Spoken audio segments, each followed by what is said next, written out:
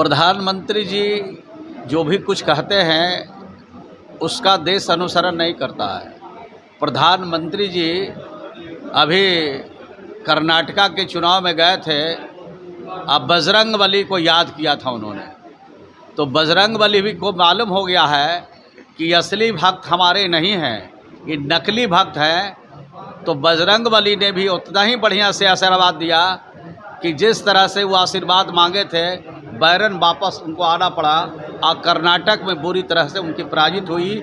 उसी तरह से वो जो छक्का मारने की बात कर रहे हैं, बिल्कुल औंधे मुँह गिरेंगे और 2024 में जो सोचे भी नहीं होंगे, जो सपना में भी नहीं सोचे होंगे, ऐसा परिणाम अपने भारत में, अपने देश में। कल संसद में निशिकांत दुबे ने राहुल गांधी और ललन सिंह के ऊपर जो है वो जोरदार हमला किया। ललन सिंह के ऊपर गाना भी गाया और साथ ही साथ सोनिया गांधी की अगर बात की जाए तो उनको लेकर उन्होंने कहा कि ये बेटे को सेट करना चाहते हैं और दामाद से भेंट करना चाहते हैं। अब यह सवाल पूछा गया आज बिहार सरकार के मंत्री श्रवण कुमार से, तो उन्होंने किस तरीके से जो जवाब दिया है निशिकांत दुबे। और प्रधानमंत्री नरेंद्र मोदी की बात की जाए तो नरेंद्र मोदी ने कहा कि हम लोग लास्ट बॉल पर छक्का मारेंगे। सांसदों की बैठक थी और संबोधन के दौरान उन्होंने यह बात कही है, जिसके बाद उन्होंने कहा है कि प्रधानमंत्री नरेंद्र मोदी लास्ट बॉल पर छक्के की बात कर रहे हैं। कर्नाटक में गए थे, जय बजरंगबली का भी नाम लिए, तो भगवान भी इनसे विमुख हो गए हैं। इसका नतीजा देखने को मिलेगा। श्रवण कुमार बिहार सरकार के मंत्री हैं, क्या कुछ कह रहे हैं, पूरे बयान को सुनिए। राजधानी पटना में खुलेआम सड़कों पर एक को ठोक दिया गया अपराधी के डरते, क्या कहेंगे सरकार? जो भी घटना हो रही है बहुत दुखद है, उसकी जितनी निंदा की जाए बहुत थोड़ी होगी, लेकिन जो अपराधी है वो किसी भी कीमत बचने वाले नहीं है। सरकार उनके खिलाफ सख्त कार्रवाई करती है और अपराध करके तत्काल तो निकल जाते हैं, लेकिन वो पकड़े जाते हैं, उन पर कार्रवाई होती है। गुंडों के साथ गठबंधन किया है आप लोगों ने और गुंडागर्दी के साथ बीजेपी करिए, गुंडों के साथ गठबंधन किया आप लोग, गुंडागर्दी वाली सरकार चल रही है। अब तो उनको बोलना कुछ है, करना कुछ है, सोचना कुछ है, समझना कुछ है। हम लोग तो गुंडों के साथ समझौता किया तो गुंडा राज चल रहा है।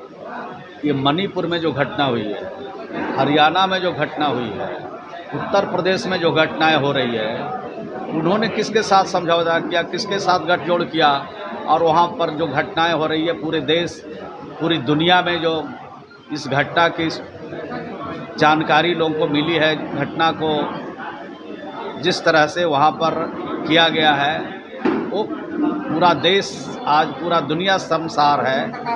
वो किससे गठजोड़ किया तो इस तरह की घटना हो रही है। अमित शाह कह रहे हैं आपके राष्ट्रीय अध्यक्ष को कि आपने कहा था कि पान का दुकान खोल लेंगे लेकिन कभी आरजेडी से गठबंधन नहीं करेंगे, क्या कहिएगा इसको लेकर? अब उन्होंने तो कहा था कि हर परिवार के खाते में 15-15 लाख रुपया जाएगा, हर साल 2 करोड़ को नौकरी दिया जाएगा। और जब प्रेस और मीडिया के लोगों ने, आप ही लोगों ने पूछा उनसे कि 15 लाख रुपया खाते में कब जाएगा, तब उन्होंने कहा जुमला है। तो वैसे लोगों की चर्चा हम लोग क्या करें जो जनता को भरवाने के लिए, जनता को ठगने के लिए, जनता को प्रभावित करने के लिए जुमला का इस्तेमाल करते हों, तो उनका जो भी वक्तव्य है, जो भी बयान है, वो जुमला ही है, ये देश की जनता समझती है। प्रधानमंत्री ने अपने सांसदों को संबोधित करते हुए कहा है कि लास्ट बॉल पर छक्का मारेंगे। प्रधानमंत्री जी जो भी कुछ कहते हैं उसका देश अनुसरण नहीं करता है। प्रधानमंत्री जी अभी कर्नाटका के चुनाव में गए थे, अब बजरंगबली को याद किया था उन्होंने, तो बजरंगबली भी को मालूम हो गया है कि असली भक्त हमारे नहीं हैं, ये नकली भक्त हैं। तो बजरंगबली ने भी उतना ही बढ़िया से आशीर्वाद दिया कि जिस तरह से वो आशीर्वाद मांगे थे, बैरन वापस उनको आना पड़ा और कर्नाटक में बुरी तरह से उनकी पराजित हुई। उसी तरह से वो जो छक्का मारने की बात कर रहे हैं, बिल्कुल औंधे मुँह गिरेंगे और 2024 में जो सोचे भी नहीं होंगे, जो सपना में भी नहीं सोचे होंगे, ऐसा परिणाम अपने भारत में, अपने देश में होगा। कल संसद में निशिकांत दुबे ने ललन सिंह और सोनिया गांधी के ऊपर तंज कसा है। सोनिया गांधी को कहा है कि बेटा को सेट करना है और दामाद से भेंट करना है। ललन सिंह पर गाना भी गाया है, क्या नहीं, हम लोग जो लोग बात कर रहे हैं वो मंदिर के पुजारी बनना चाहते हैं। जितने लोग राजनीति में आए हैं, सामाजिक जीवन में राजनीति में आए हैं, वो कहाँ जाना चाहते हैं? देश के सर्वोच्च कुर्सी पर बैठना चाहते हैं। निशिकांत दुबे जी इतना दानी हरिश्चंद्र है तो जनता की सेवा करें, लोकसभा क्यों लड़ना चाहते हैं? पार्लियामेंट में क्यों जाना चाहते हैं?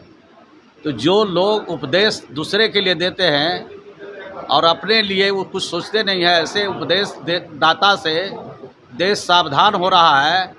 और 2024 में भारतीय जनता पार्टी को पूरी तरह से मुक्त किया जाएगा।